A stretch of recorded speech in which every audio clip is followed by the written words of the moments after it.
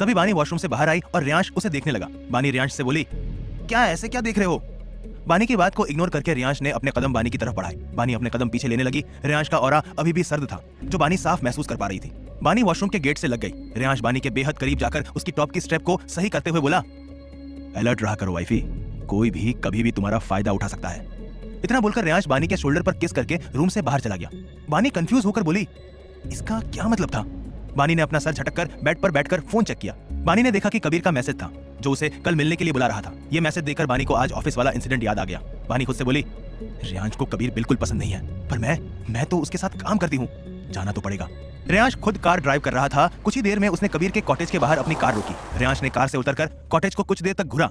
उसके चेहरे पर कोई भाव नहीं थे। रियांश अंदर गया, हॉल में कोई नहीं था। रियांश चिल्लाकर बोला, कबीर शेखावत। कुछ ही पलों में कबीर और विनीत स्टेयर्स से नीचे आए। दोनों ही रियांश को देखकर हैरान थे। कबीर हैरानी से बोला, तुम यहाँ? रियांश सार्कास्टिकली बोला, तुम ये कैसे एक्सपेक्ट कर सकते हो कि रियांश ओबेरॉय तुम्हारे इस कॉटेज में आ सकता है? कबीर बोला, ओह रियली? तो बताओ क्यों आए हो तुम मेरे इस कॉटेज में? कबीर ने मेरे इस कॉटेज पर जोर दिया। रियांश जाकर सोफे पर किसी राजा की तरह बैठ गया। कबीर और विनीत उसे ही देख रहे थे। रियांश बिना किसी भाव के बोला, तुमने बानी को वीडियो क्यों भेजा? रियांश की बात सुन कबीर और विनीत ने एक दूसरे को देखा। कबीर रियांश को देखते हुए बोला, कौन सी वीडियो? रियांश सर टेढ़ा करके बोला, क्या मुझे सच में बताने की जरूरत है? कबीर बोला, हाँ भेजी मैंने वीडियो, क्योंकि बानी तुम्हारी बकवास बात पर विश्वास कर रही थी। रियांश एविल स्माइल करते हुए बोला, विश्वास तो वो तुम पर भी करती थी। रियांश ने भी तुम शब्द पर जोर दिया। कबीर गुस्से में उससे बोला, बानी मुझ पर आज भी विश्वास करती है, वो मुझसे नाराज है बस। फिर व्यंग से बोला, वैसे रियांश ओबेरॉय आज एक वीडियो की वजह से मेरे घर तक आ गया, that's amazing. Riyansh evil smile करते हुए बोला, कबीर शेखावत, इस गलत फहमी में मत रहना कि रियांश ओबेरॉय एक वीडियो की वजह से तुम्हारे इस झोपड़ी तक आया है। मैं तुम्हें यह बताने आया हूं कि दूर रहो। रियांश की बात सुन कबीर ने उसे देखा। रियांश खड़े होकर कबीर के सामने जाकर सर्द आवाज में बोला, दूर रहो बानी से, रियांश ओबेरॉय से। एंड वन मोर थिंग, वो इनोसेंट है बट बेवकूफ नहीं। इतना बोलकर रियांश वहां से जाने लगा। तभी विनीत, जो तब से शांत था, वो बोला, बानी तुम्हारे लिए इतनी इंपॉर्टेंट है? रियांश बिना मुड़े सर्द लहजे में बोला, शी इज माई क्वीन। इतना बोलकर रियांश बाहर चला गया। रियांश ने बाहर अपनी कार के पास जाकर अपने फोन में कुछ किया, फिर उसे पॉकेट में रखकर एविल स्माइल करते हुए बोला, रियांश ओबेरॉय के हर स्टेप के पीछे कोई ना कोई रीजन जरूर होता है कबीर शेखावत। इतना बोलकर रियांश कार में बैठकर वहां से निकल गया। इधर कबीर सोफे पर बैठ गया। विनीत कबीर को देखकर बोला, रियांश को उस वीडियो के बारे में कैसे पता चला होगा? कबीर बोला, उसके लिए कुछ पता करना बड़ी बात नहीं है, बट मुझे उस लड़की के लिए डर लग रहा है। विनीत कबीर से बोला, क्या मतलब? कबीर गहरी सांस लेकर बोला, उस लड़की का चेहरा वीडियो में साफ दिख रहा है, रियांश उसे नहीं छोड़ेगा।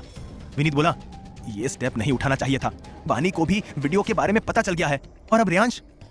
ओबेरॉय पैलेस। रियांश रात को अपने रूम में गया और देखा कि बानी पिलो को हक करके सो रही थी। रियांश अपने कपड़े चेंज करके बानी को अपनी बाहों में भर के सो गया। अगले दिन बानी सोकर उठी और बेड पर बैठकर अपना फोन देखने लगी। इस वक्त रियांश रूम में नहीं था। बानी ने वो वीडियो डिलीट कर दिया था जो कबीर ने भेजा था। बानी खुद से बोली, पता नहीं कबीर ने क्यों बुलाया है। इतना बोलकर बानी बेड से उठकर वॉशरूम गई। बानी रेडी होकर नीचे गई, पूरा हॉल खाली था। बानी बोली, आज कोई दिख नहीं रहा, खैर मुझे क्या। बानी कबीर के कॉटेज के लिए निकल गई। कॉटेज पहुंचकर बानी अंदर गई। कबीर और विनीत सोफे पर बैठे थे। दोनों बहुत सीरियस थे। कबीर लैपटॉप पर कुछ कर रहा था। बानी दोनों को सीरियस देखकर बोली, क्या हुआ? कबीर बानी को देखकर बोला, आज रात एक काम करना है। बानी उससे बोली, कैसा काम? कबीर बोला, ह्यूमन ट्रैफिकिंग को रोकना है। बानी कबीर को देखकर बोली, कौन कर रहा है ये? विनीत बोला, रियांश ओबेरॉय।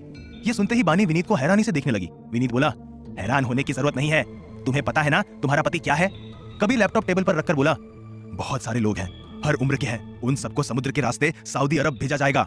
इतना बोलकर कबीर ने बानी को देखा, जो बिना किसी भाव के बैठी थी। कबीर गहरी सांस लेकर बानी से बोला, तुम और विनीत इसे रोकेंगे, कुछ भी हो जाए पर यह रोकना होगा, उन मासूमों की जिंदगियों का सवाल है। विनीत परेशान होकर बोला, पर आज तक रियांश का काम कोई नहीं रोक पाया है। बानी बिना किसी भाव के बोली, जो कभी नहीं हुआ वो अब होगा। कबीर और विनीत दोनों बानी को देखने लगे। विनीत बोला, पर सिर्फ हम दोनों कैसे करेंगे? कबीर बोला, दो नहीं तीन, एक और इंसान है जो तुम दोनों की हेल्प करेगा। बानी कंफ्यूज होकर बोली, कौन? कबीर ने विनीत को देखा। विनीत समझ गया था कि कबीर किसकी बात कर रहा था। कबीर खड़े होकर बोला, ऊपर चलो। इतना बोलकर कबीर ऊपर गया और बानी और विनीत भी उसके पीछे गए। तीनों उसी रूम में गए। वहां चेयर पर कोई बैठा था। रूम में अंधेरा था। बानी चिढ़कर बोली, लाइट्स ऑन करो। विनीत ने लाइट्स ऑन की। चेयर पर बैठे इंसान को देखकर बानी की आंखें हैरानी से बड़ी हो गई। बानी हैरानी से बोली, तुम? कबीर बोला, हाँ ये विहान ओबेरॉय, रियांश का भाई और हमारा साथी एक सीक्रेट एजेंट। बानी ने हैरानी से तीनों को देखा। तीनों के फेशियल एक्सप्रेशंस बिल्कुल नॉर्मल थे। बानी गुस्से में बोली, क्या चल रहा है, कोई मुझे बताएगा?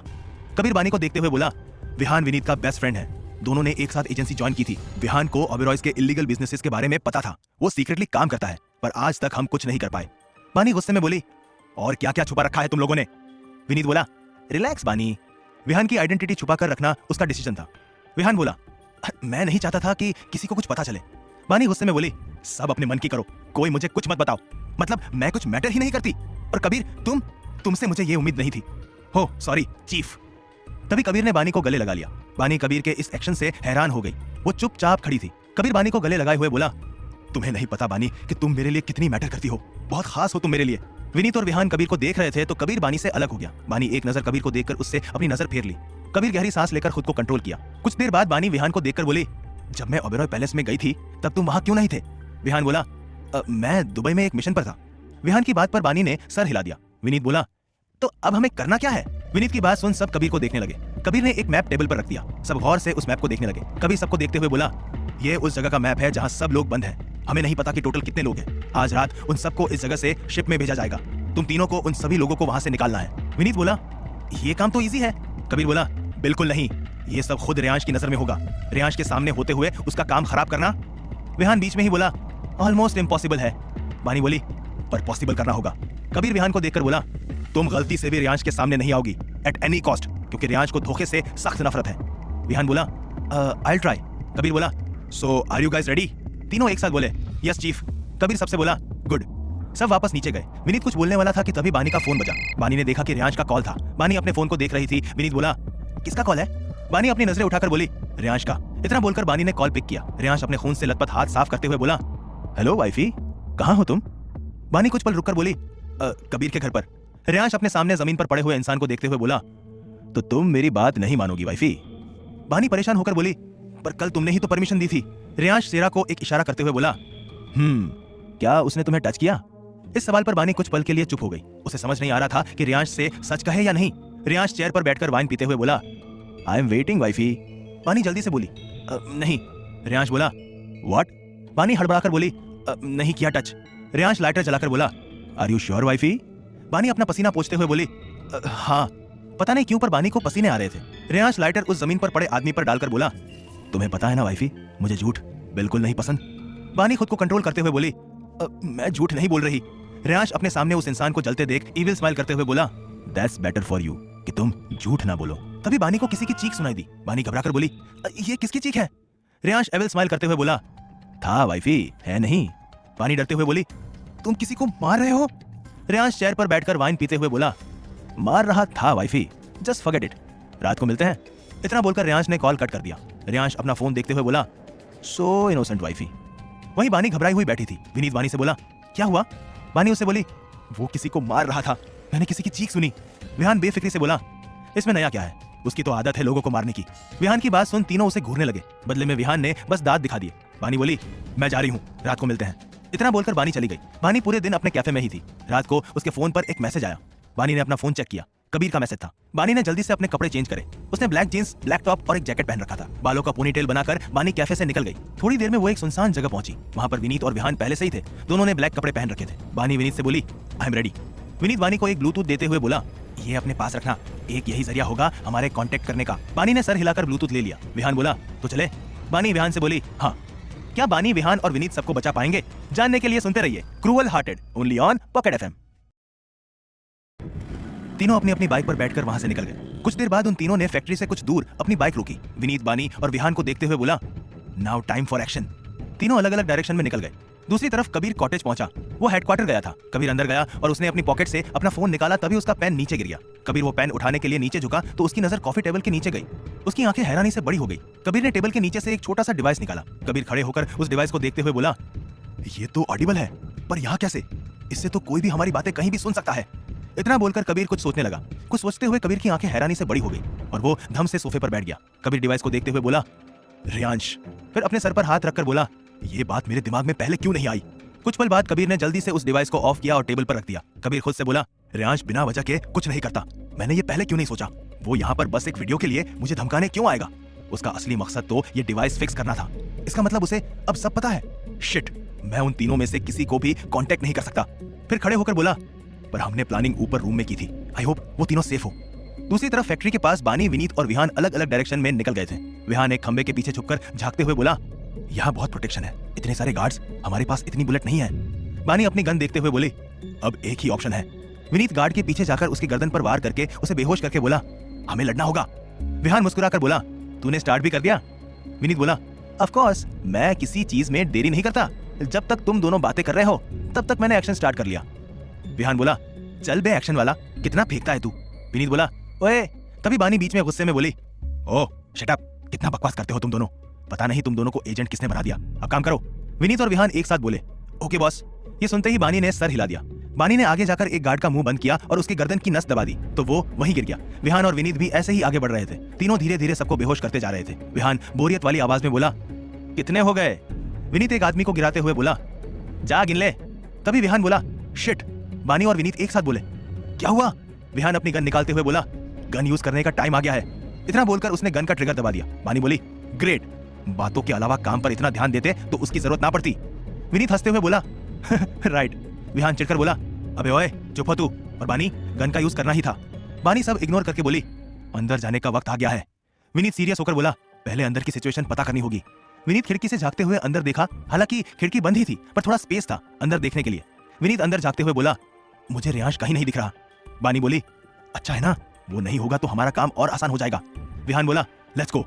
तीनों एक छोटे से रास्ते से अंदर गए। अंदर करीब 30 लोग जमीन पर बंधे हुए बैठे थे। वहां कुछ गार्ड्स थे। बानी बोली, विहान तुम गलती से भी अपनी शक्ल मत दिखाना।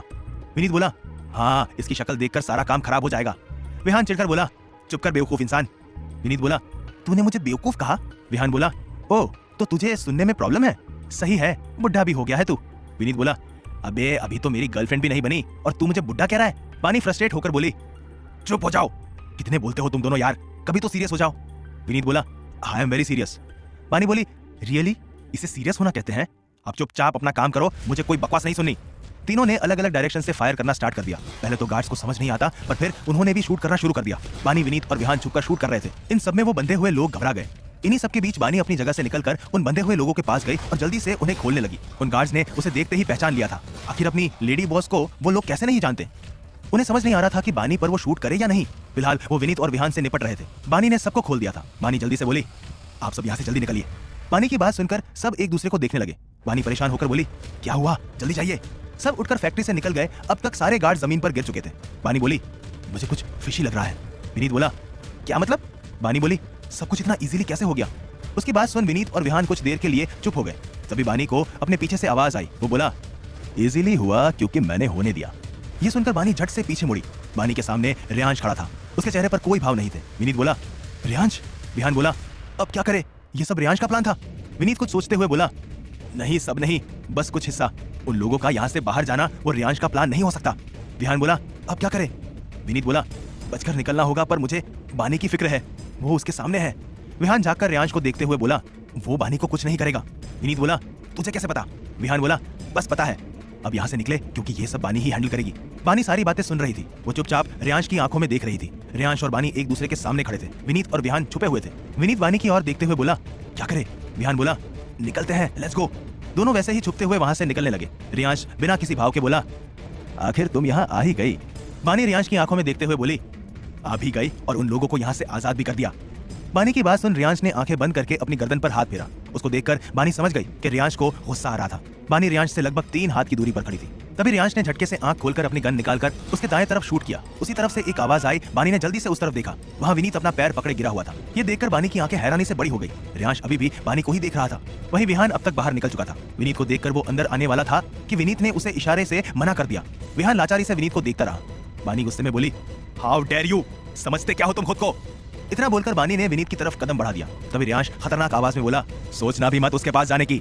बानी रेयांश को देखते हुए गुस्से में बोली, क्यों ना जाऊं, और तुमने उसे शूट क्यों किया? रेयांश सद आवाज में बोला, गोली छू के निकली है और गलती तुम्हारी थी, तुम्हारी वजह से मेरा नुकसान हुआ है। बानी सार्कास्टिकली बोली, ओह, तो रेयांश ओबेरॉय अपनी हार का गुस्सा निकाल रहा है। बानी की बात सुन रेयांश ने घूर कर बानी को देखा। बदले में बानी ने सार्कास्टिकली मुस्कुरा दिया। रेयांश सर्द आवाज में बोला, मेरे पास आओ वाइफी। बानी कंफ्यूजन से बोली, रेयांश बोला, कम फास्ट वाइफी, अदरवाइज। बानी गुस्से में बोली, नहीं आऊंगी। तभी रेयांश ने एक बार फिर शूट किया। बानी ने जल्दी से विनीत को देखा। उसकी बांह से खून बह रहा था। उसकी पलकें भारी हो रही थी। विहान ने विनीत की हालत देखकर कसकर अपनी मुट्ठियां बना ली।